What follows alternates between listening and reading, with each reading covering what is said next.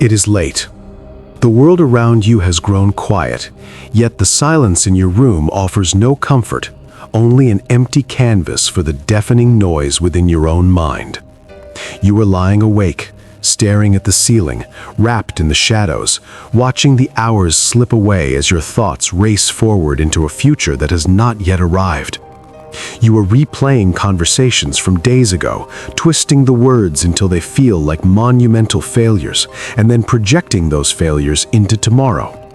You are imagining scenarios that might happen months or even years from now, building towering catastrophes out of thin air. You feel the phantom weight of financial ruin, the crushing pressure of career collapse, the quiet terror of being left behind, or the painful sting of letting someone down. Your chest feels tight, your breathing shallow. You are physically perfectly safe in this exact moment, resting in a warm bed. Yet emotionally and psychologically, you are fighting a desperate, exhausting battle against ghosts. The future stands before you like an endless, stormy sea, and you feel as though you are expected to navigate it perfectly without a map, terrified of the unseen, jagged rocks hiding just beneath the surface. You wonder how you will survive the coming week, the coming year, the rest of your life. This agonizing cycle of overthinking, this chronic anticipation of disaster, is a uniquely human burden. We are the only creatures on Earth who torture ourselves with the illusion of tomorrow. But I want you to know, as you lie there in the quiet dark, feeling the weight of the world pressing down on you, that you are not the first to feel this crushing anxiety, and you are not alone. Transport your mind back nearly 2 millennia to a cold, muddy encampment on the edge of the known world near the frozen banks of the Danube River. The wind howling outside the canvas tent is bitter, carrying the scent of damp earth, wood smoke, and impending violence. Inside, by the dim, flickering light of a single oil lamp, sits a man with the weight of an entire empire upon his weary shoulders. This is Marcus Aurelius. He is not just a man, he is the Emperor of Rome, the most powerful figure on the globe. Yet in this solitary moment, he is stripped of his imperial glory. He is a human being, wrapped in a heavy wool cloak, his hands stained with ink, his eyes tired from lack of sleep. Outside his tent, a brutal, unending war rages against fierce Germanic tribes. Back in Rome, a devastating plague is ravaging the population, emptying the streets, disrupting the economy, and filling the graveyards. His political allies whisper of betrayal, and his treasury is draining under the immense cost of survival. His own body is frail, plagued by chronic illness and the harsh conditions of military life. And amidst all this chaos, he has lost children to early deaths, tragedies that would shatter any mortal heart. By all modern standards, this man has every reason to be consumed by absolute panic.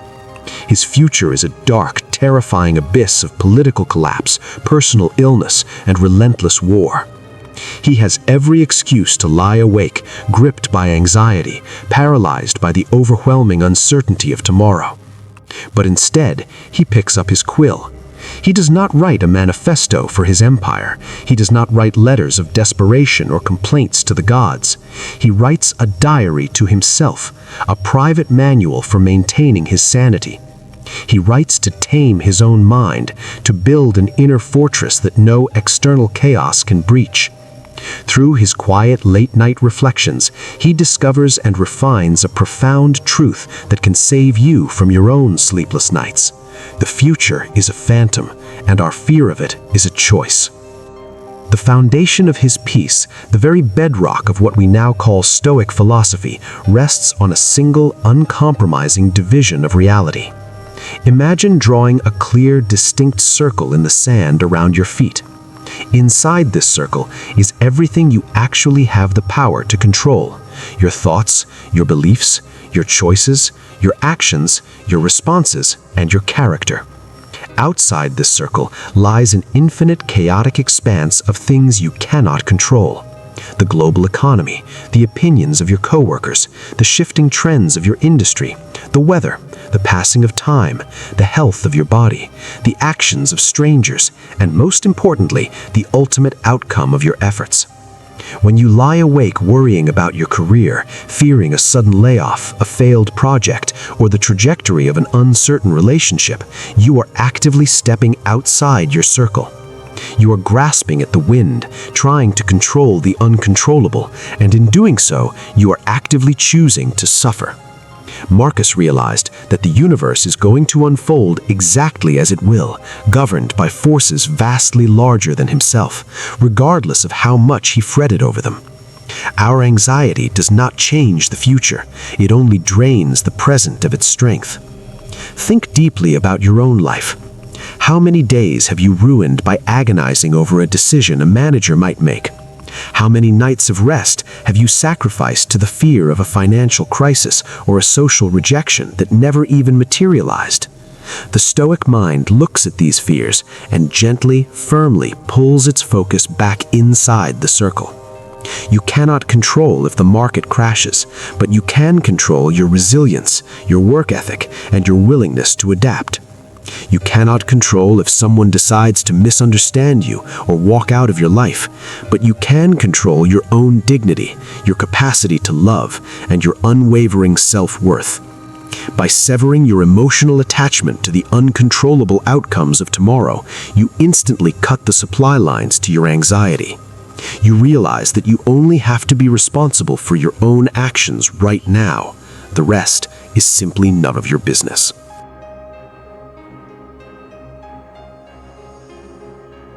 This brings us to a harsh but immensely liberating realization about the nature of human suffering. It is an observation that ancient philosophers understood perfectly.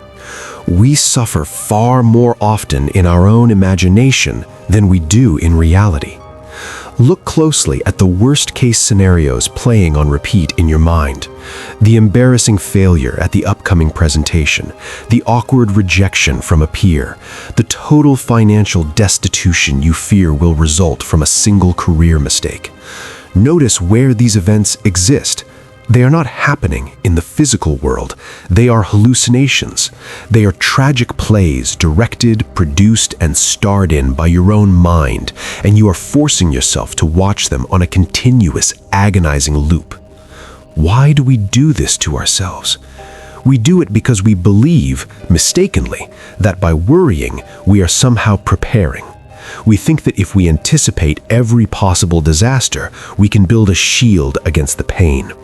But Marcus Aurelius would tell you, as he told himself by candlelight, that this is a tragic illusion. Worry is not preparation. Worry is paying a heavy emotional debt you may not even owe.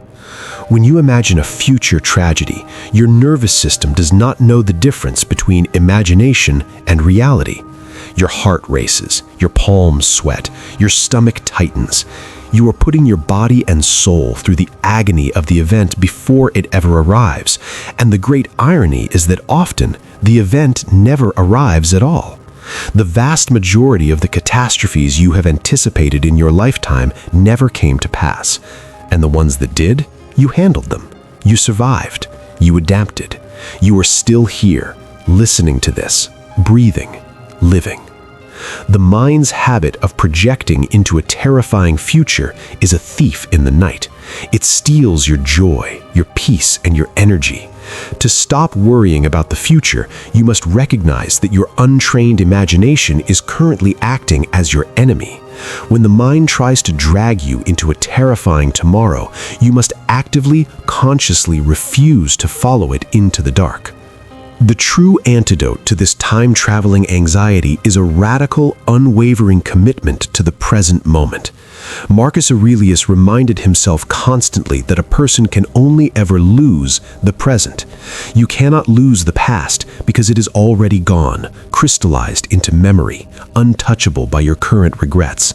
You cannot lose the future because you do not yet possess it. It is a ghost, a mere concept. The only thing you truly have, the only ground you ever stand upon, the only place where you have any actual power is this exact, singular, fleeting moment. When you are consumed by anxiety about an upcoming job interview or fearful about the 5-year trajectory of your life, your consciousness has abandoned its post. You have left the only place where you can make a difference. The core Stoic practice is to repeatedly call your wandering mind back to the here and now. If you are sitting on your couch drinking a warm cup of coffee, but your mind is 5 years in the future worrying about your retirement savings, you are not actually drinking the coffee. You are missing your own life. You are absent from your own existence. Marcus instructed himself to perform every single action, no matter how small, with deliberate focus, to give it his full, undivided attention as if it were the only thing that mattered. Imagine the immense physical relief that washes over your body when you drop the crushing burden of the next 10 years and simply focus on the next 10 minutes. You do not need to figure out how to survive the entire year today. You only need to figure out how to take the next breath, how to write the next sentence, how to wash the dishes in front of you, how to speak kindly to the person sitting across from you. The future is an unbearable weight when you try to carry it all at once. But when you break your life down into the smallest actionable moments, it becomes incredibly manageable. The present moment is a quiet, safe refuge. No matter what vague threats are looming in your imagined future, right here, right now, in the space between your breaths, you are okay. To further loosen the suffocating grip of future anxiety, we must embrace a concept that terrifies many modern minds, yet entirely liberated the Stoics: the concept of impermanence. The fundamental nature of the universe is constant, unceasing change, yet we cling desperately to the illusion of permanence. We want our youth, our success, our relationships, our reputations, and our comfort to last forever, frozen like statues. When we sense that change is coming, and change is always coming, we panic. But Marcus looked at the world from a vast cosmic perspective. He trained his mind to imagine looking down on the earth from high above the clouds, watching the endless spinning cycle of empires rising and falling, armies marching, generations being born, people marrying, grieving, celebrating, and eventually fading into dust. He saw that absolutely everything is fleeting. The people who praise you today will be gone tomorrow. The social standing you are so desperate to protect will eventually be entirely forgotten. The embarrassing failure that keeps you awake at night, flushing your cheeks with shame, will soon be swallowed by the vast, indifferent oceans of time. Why is this realization so profoundly comforting? Because it instantly shrinks our problems down to their true microscopic size. When you are terrified of failing an exam, losing a client, or being judged by an acquaintance, you are treating these events as if they are the end of the world. But they are not the end of the world. They are just tiny, transient ripples in an endless flowing river of change. This cosmic perspective takes the agonizing pressure off your shoulders. You do not need to build a flawless legacy that lasts forever, because nothing lasts forever. You do not need to dread the loss of your current comforts, because loss is the natural law of the material universe. By accepting that everything is temporary, you stop fighting the natural flow of time. You stop trying to freeze the world in place. You learn to deeply appreciate things while you have them, knowing they will eventually pass. And you learn to face adversity with a calm, steady heart, knowing that the pain too shall inevitably pass.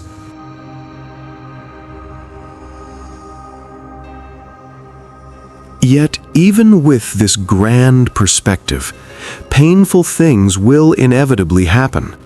The future will bring adversity. You will face rejection. You will encounter financial hardship. You will experience heartbreak, and you will meet people who treat you unfairly.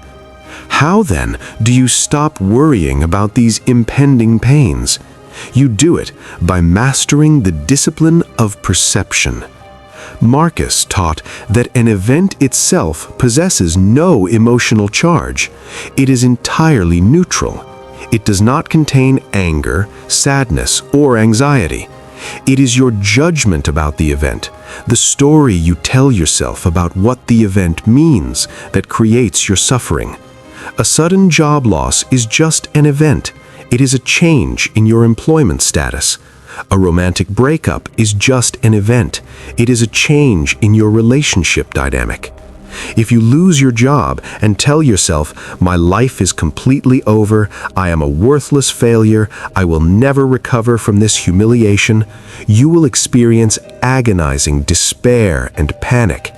But if you look at the exact same objective event and tell yourself, "This is an unexpected opportunity to pivot. This is a test of my resilience. This frees me from a comfortable routine and forces me to grow," you will experience determination, calm, and perhaps even a spark of excitement.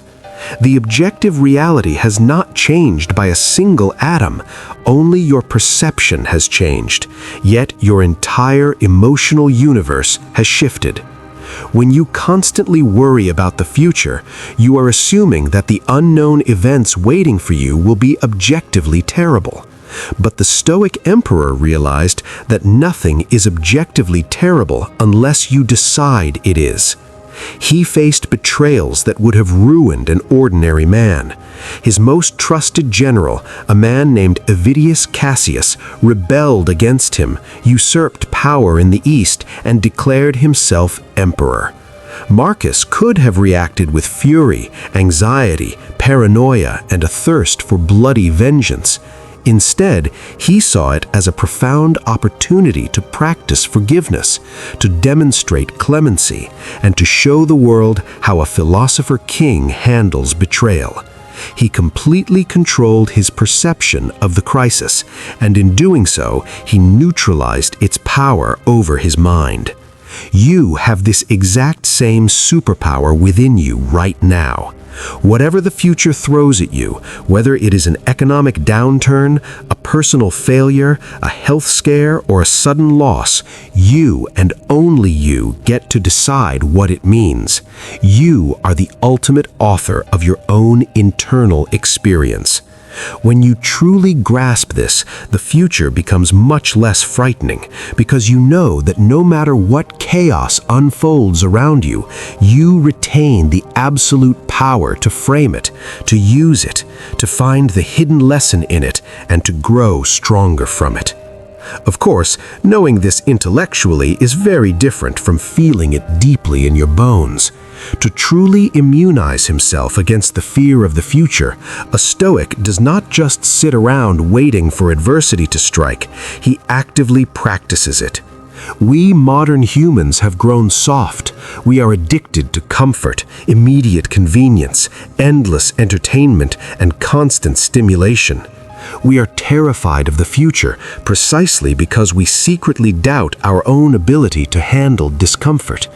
We fear poverty, so we worry about money constantly, hoarding it and stressing over every expense. We fear loneliness, so we cling desperately to toxic relationships or endlessly scroll through social media seeking validation. The ancient Stoics tackled this baseline fear of discomfort head-on through the practice of voluntary hardship. Periodically, they would intentionally strip away their luxuries. They would sleep on hard floors instead of soft beds. They would wear rough, plain clothing. They would eat the simplest, most tasteless food and drink only water. They did this not to punish themselves, but to ask their own minds a simple, profound question: is this the condition I so feared? When you intentionally expose yourself to the things you are afraid of in mild, controlled doses, you break their magical spell over you. If you are terrified of losing your money and facing financial ruin, try living on the absolute bare minimum for just 1 week. Eat cheap rice and beans, drink only tap water, walk instead of driving, cancel your subscriptions. At the end of the week, you will likely find that you survived just fine. You might even find a strange sort of peace in the simplicity. Suddenly, the monstrous, paralyzing fear of poverty loses its sharpest teeth. You realize that your actual happiness, your character, and your self-worth are not tethered to external comforts at all. The anxiety about the future diminishes significantly because you have proven to yourself through undeniable physical action that you can endure hardship. You begin to build an impregnable inner fortress of resilience. You stop praying for an easy life, a prayer that is rarely answered, and instead you actively forge yourself into a person capable of enduring a difficult one. This is the ultimate freedom from future anxiety. It is the quiet, unshakable confidence of standing firmly on your own 2 feet and knowing, bring on tomorrow, whatever it is, I have the strength to handle it. To finalize this profound shift in how you view your life and your future, we must summon the courage to confront the ultimate fear that secretly underlies all our other anxieties, the fear of death.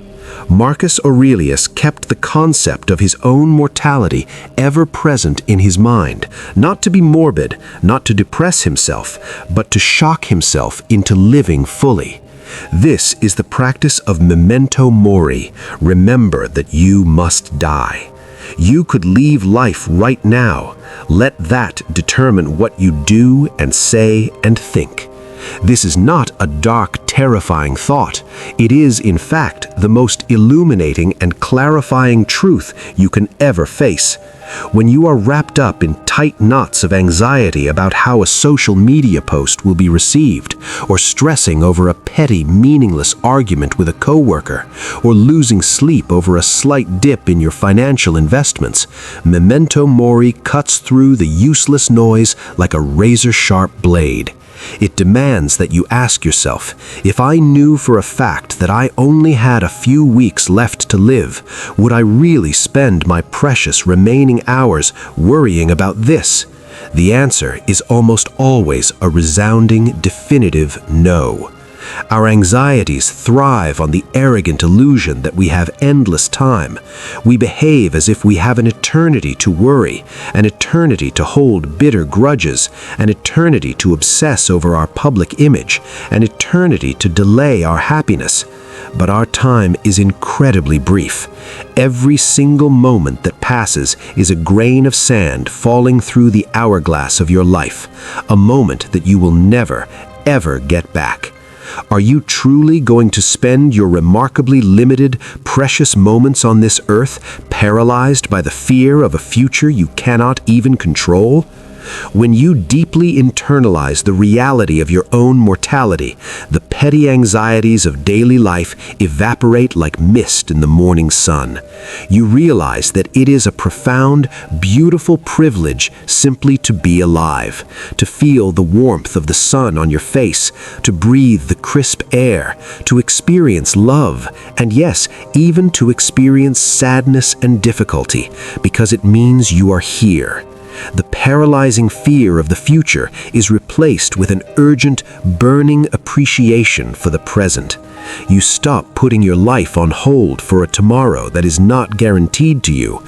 You stop waiting until you get the promotion, until you find the perfect partner, until you reach a certain number in your bank account, until you retire, to finally allow yourself to be happy. You choose to be fully alive, fully present, right now.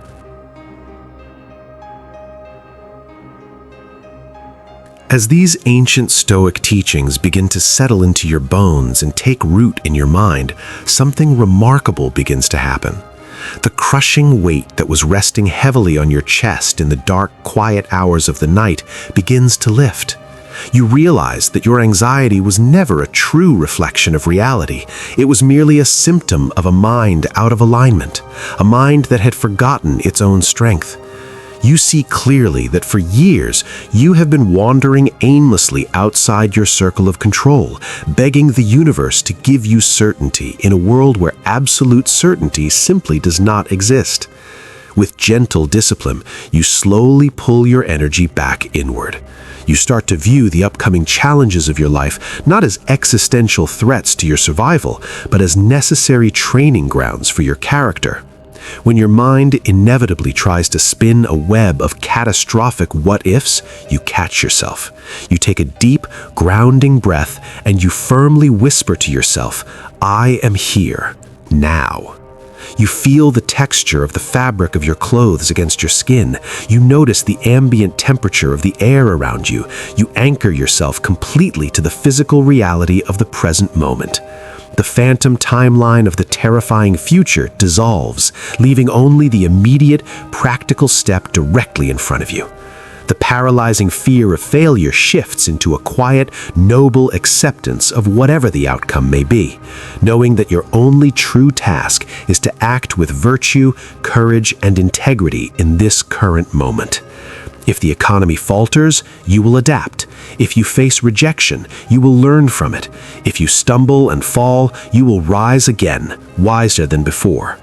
The external circumstances of your life may change wildly, like a turbulent storm raging outside, but the sanctuary within your own mind remains untouched, serene, and fortified.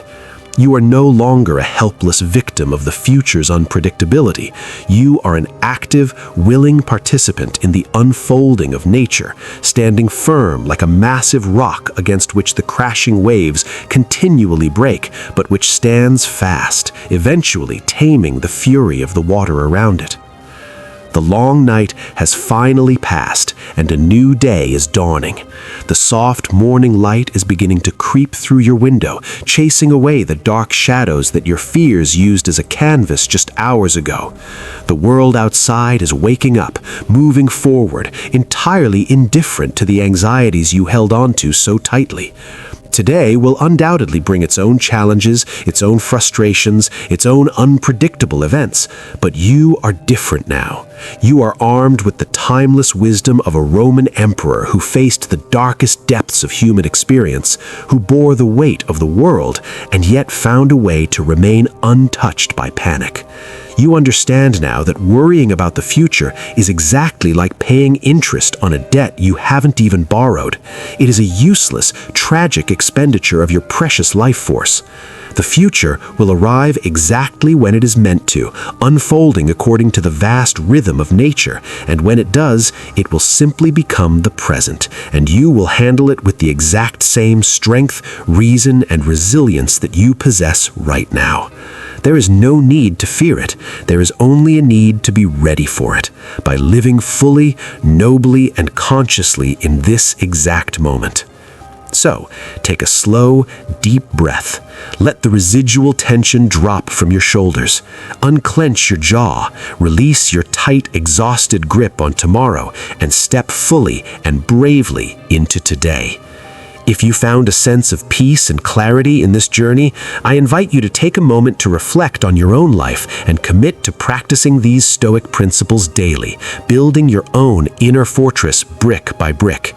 If this message resonated with you, please subscribe to the channel Wisdom of Stoic. Like this video to help others discover this ancient wisdom. Share it with someone you know who silently struggles with the heavy burden of overthinking, and turn on notifications so you never miss a moment of philosophical guidance.